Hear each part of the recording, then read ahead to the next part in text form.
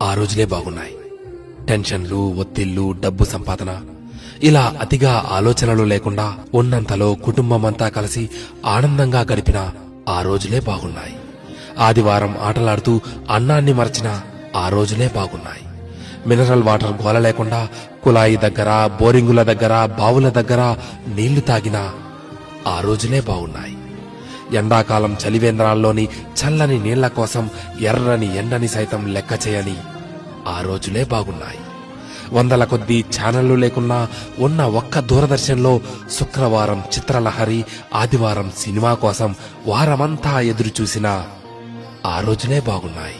సెలవుల్లో అమ్మమ్మ, నానమ్మల ఊళ్లకు వెళ్లి ఇంటికి రావాలనే ఆలోచనే లేని ఆ రోజులే బాగున్నాయి.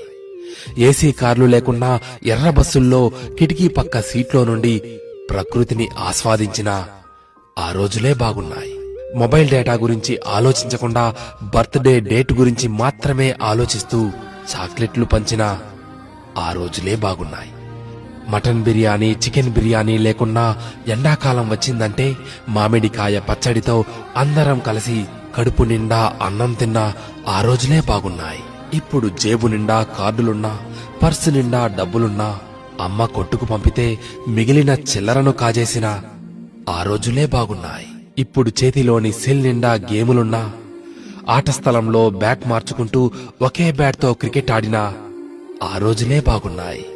ఇప్పుడు బీరువా నిండా జీన్స్ ప్యాంట్స్, టీషర్ట్లు ఉన్నా 2-3 నిక్కర్లతో, కురచ షర్ట్లతో బడికి వెళ్లిన ఆ రోజులే బాగున్నాయి. ఇప్పుడు బేకరీల్లో కూల్ కేకులు తింటున్నా, 25 పైసల ఆశా జాకెట్లు తిన్నా ఆ రోజులే బాగున్నాయి.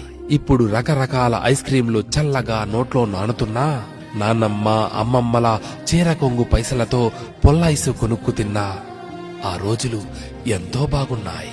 పొద్దుపోయేదాకా పొలంలో పనిచేసుకుని ఎలాంటి చీకో చింత లేకుండా ఇంటికి చేరుకుని చందమామను చూస్తూ నిద్రలోకి జారి కమ్మని కలలు కన్నా ఆ రోజులే బాగున్నాయి. నిజమే, ఆ రోజులే బాగున్నాయి కదూ.